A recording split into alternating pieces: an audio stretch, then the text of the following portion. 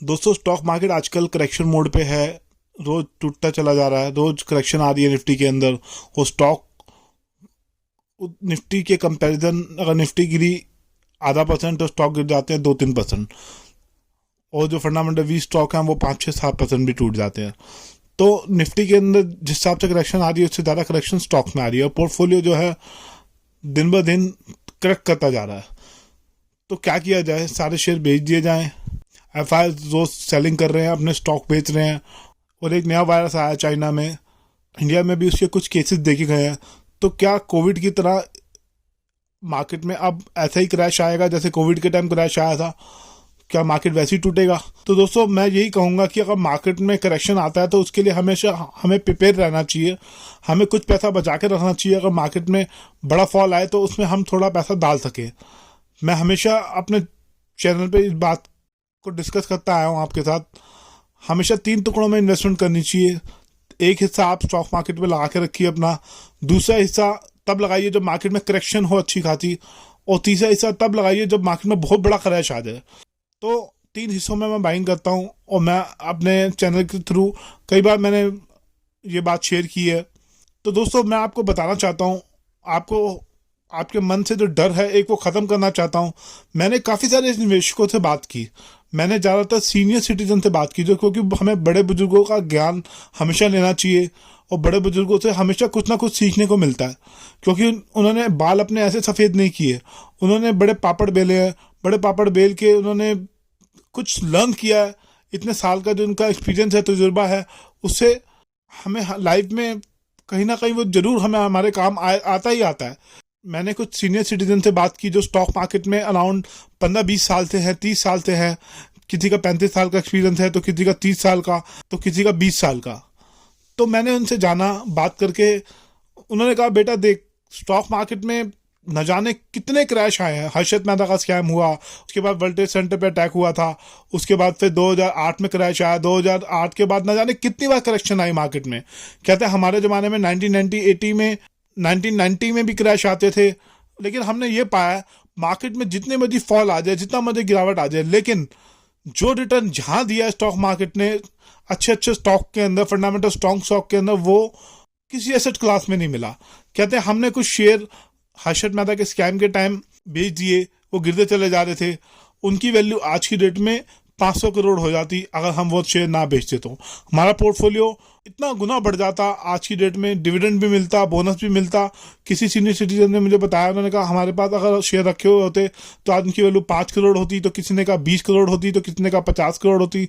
किसी ने हिचकते हुए बोला कि मेरी वेल्थ 1,000 करोड़ से ऊपर होती, मैंने इतना पैसा लगाया था, मैंने इतने अच्छे अच्छे शेयर लिए थे और उनको रखता, तो आज न जाने मेरी वैल्यू करोड़ों में होती।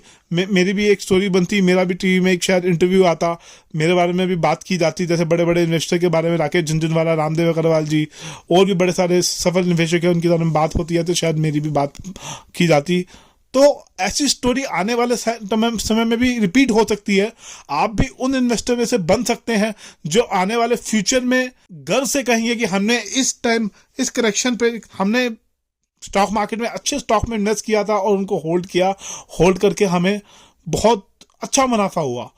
मैं ऐसा नहीं कहता कि आप जो पैसे लगा रहे हैं उनको छोड़ दीजिए जिंदगी भर के लिए, ऐसा नहीं कहूँगा मैं कि 25-30-40 साल के लिए छोड़ दीजिए उनको। आप उसमें से प्रॉफिट बुकिंग जरूर कीजिए। जो आपकी मेन कैपिटल है, प्रिंसिपल अमाउंट है, जो आपकी पूंजी है, उसको निकाल लीजिए, बाकी पैसा यहीं छोड़ दीजिए, वो जितना होता है होने दीजिए।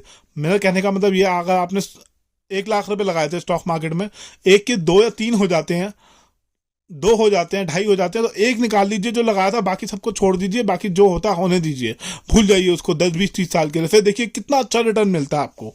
तो दोस्तों मुझे यही सीखने को मिला अभी तक स्टॉक मार्केट के अंदर कि ट्रेडिंग करके यहाँ पे वेल्थ नहीं बनने वाली।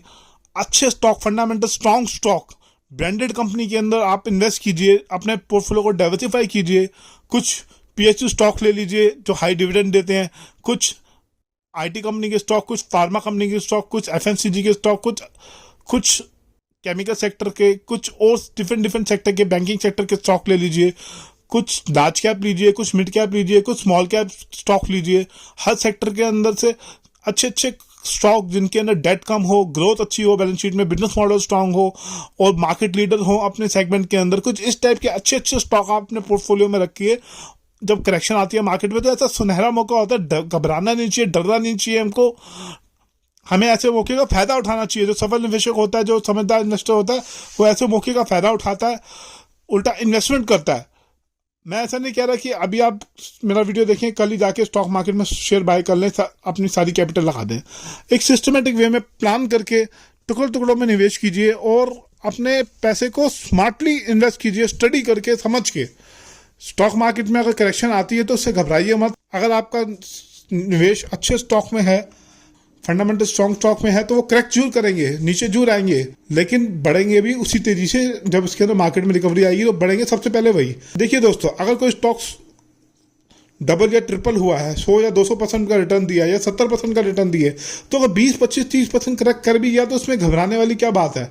इसमें घबराने वाली तो कोई बात है नहीं, क्योंकि करेक्शन तो आएगी ही आएगी। उसके अंदर करेक्शन तो मार्केट का एक पार्ट है, जो कि एक लंबी रैली के बाद करेक्ट करता ही करता है बाजार। बस दोस्तों, इसी के साथ मैं इस वीडियो को ख़त्म करता हूँ। धन्यवाद। अगर वीडियो अच्छा लगा तो लाइक कीजिए और कमेंट दीजिए।